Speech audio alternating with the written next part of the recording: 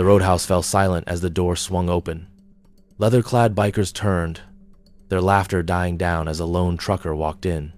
He was older, weathered, but carried himself like a man who had seen more than his share of fights. They smirked, thinking he was just another trucker to push around. But they had no idea this man had fought battles far worse than any bar brawl. And he wasn't one to be intimidated. Have you ever seen someone underestimate the wrong person? Share your thoughts in the comments.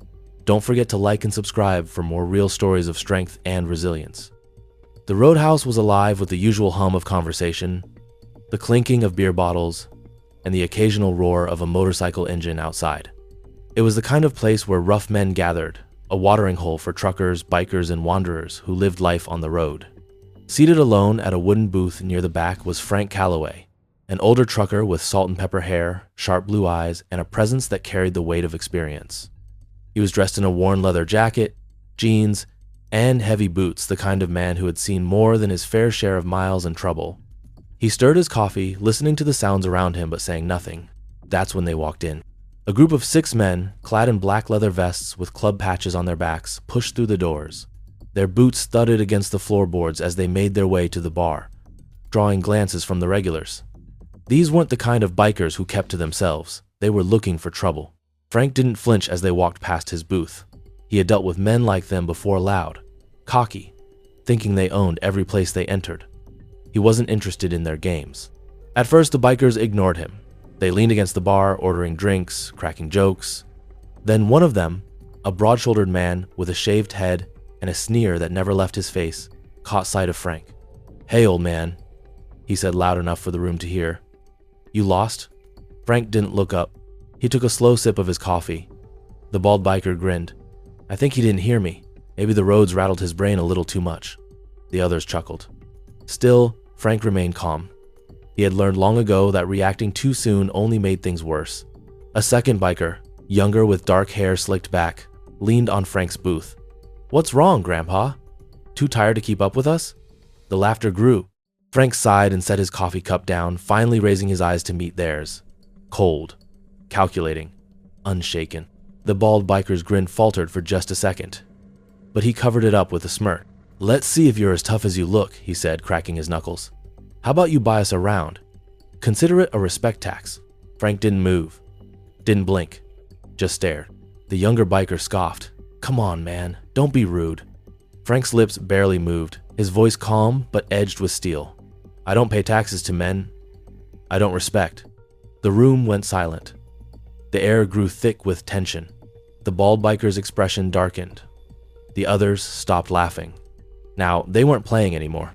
The air in the roadhouse turned heavy, thick, with the kind of tension that made people instinctively lean back in their chairs and keep their hands close to their drinks. Frank Calloway sat unmoving, his calm gaze locked onto the bald biker, who had just gone from amused to irritated in the span of a few seconds. The younger biker, the one with the slick back hair, leaned in closer. "You got a real smart mouth for an old man," he said, his voice dropping to something more menacing. "Maybe you need to learn some manners." Frank exhaled slowly, glancing around. The other patrons weren't going to intervene. They knew better than to get involved when the wrong crowd came knocking.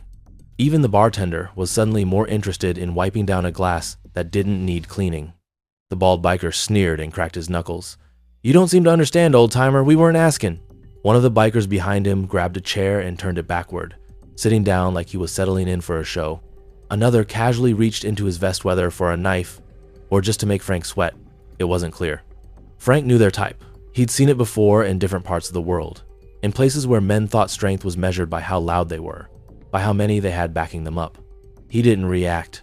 The bald biker's patience was running out. He leaned forward, placing his palms flat on the table and lowering his voice so only Frank could hear. "You're gonna buy us around, and then you're gonna walk out of here before we have to carry you out." Frank took a slow sip of his coffee, then finally set the mug down. He wiped his mouth with a napkin, folded it carefully, and placed it beside the cup. Then, he looked up. "I've been carried out of worse places," he said, his voice calm, steady, unshaken. The bald biker's eye twitched. That was the last push. With a quick, sudden motion, he grabbed Frank's coffee and threw it across the room, the mug shattering against the wall. The entire roadhouse fell silent. Now, every eye was on them. Frank didn't flinch. Didn't break eye contact. The bald biker grinned. "Looks like you're fresh out of coffee, old man." Frank exhaled slowly. He didn't want trouble, but trouble had just made itself at home. Frank Calloway sat motionless, his eyes locked onto the bald biker, who was still smirking, proud of himself for making a mess. The shattered coffee mug lay in pieces against the wooden floor, dark liquid dripping from the wall. The other bikers chuckled under their breath, expecting Frank to back down, to mumble an apology, to shuffle out of the roadhouse with his tail between his legs. But Frank wasn't built that way. He sighed, rubbing his fingers together like he was brushing off dust. Then, slowly, he pushed back his chair. The legs screeched against the wooden floor, cutting through the thick silence like a blade. The bald biker's smirk faltered. Frank stood, taking his time, stretching his shoulders. His movements were calm, controlled. Then, he reached for his jacket. That's when the mood shifted. The older ones in the room, the ones who had seen real fights before, recognized the way Frank moved. There was no hesitation, no wasted motion. He wasn't posturing like the bikers. He wasn't bluffing. One of the younger bikers, the one who had been laughing the loudest, leaned forward and froze. His eyes landed on the patch sewn into Frank's worn leather vest. It was faded, old but unmistakable. U.S. Army Special Forces, Vietnam veteran. The smirk on the bald biker's face disappeared entirely. Frank rolled his shoulders. "Son," he said, his voice even, almost disappointed, "you just made the worst mistake of your night." The roadhouse was silent now. And for the first time, the bikers weren't laughing anymore. The bald biker took a step back, trying to mask it as a casual move, but Frank had seen that hesitation before, the kind a man makes when he realizes he just messed with the wrong person. Frank didn't need to throw a punch. He didn't need to raise his voice. He had already won. But the younger ones, they were too stupid to see it. "You think you're tough, old man?" One of them sneered, gripping his beer bottle like a weapon. "Maybe you were back in the day, but now, you're just another washed-up trucker." Frank exhaled, shaking his head. They had no idea. His hands moved so fast, no one even saw him grab the bottle. 1 second, the biker was holding it. The next, it was gone. Frank had snatched it from his grip, spun it in his palm, and slammed it down on the table so hard the glass cracked. The biker's jaw dropped. Frank leaned in, his voice low. "You kids think you know about fighting?" He scoffed. "I was taking down enemies before your daddy even met your mama. You ever spend 2 days in a jungle with nothing but a knife and a radio while enemy patrols sweep through, trying to put a bullet in your head?" The bald biker swallowed hard. Frank's eyes scanned the group, his presence alone making them shrink. "You boys walk around in leather, throwing your weight around, scaring waitresses and old men. But the first time you run into someone who doesn't scare easy, you start looking for the exit." One of the bikers tried to puff out his chest. "You don't know who we are, old man." Frank grinned. "And you don't know who I am." Then he reached into his jacket. The moment his hand disappeared inside, every biker in the room flinched. Their hands shot toward their belts, their eyes wide with sudden fear. They thought he was reaching for a weapon. But when Frank's hand emerged, all he was holding was his wallet. He flipped it open and tossed a worn, faded military ID onto the table. U.S. Army, Special Forces. The silence in the room was deafening. One of the older bikers who had been keeping quiet until now took a slow step back. Frank saw it in his eyes. Recognition. The man had served. Maybe not in Vietnam, but somewhere. And he knew exactly what that ID meant. Frank smirked. "That's what I thought." He picked up his ID and slipped it back into his pocket. Then he turned, placed a crisp $100 bill on the bar, and gave the bartender a nod. For the coffee. Then, without looking back, he walked out. The bikers? They didn't say a word. Because real tough guys don't need to prove anything. Frank stepped out into the night air, the chill brushing against his weathered face. The roadhouse door creaked shut behind him, sealing away the silence he had left inside. He didn't need to turn around to know what was happening in there. The bikers were still sitting, staring at each other, trying to figure out how they had lost a fight that never even happened. Because some fights are won long before fists are thrown. Frank had spent his life in battles most men couldn't imagine.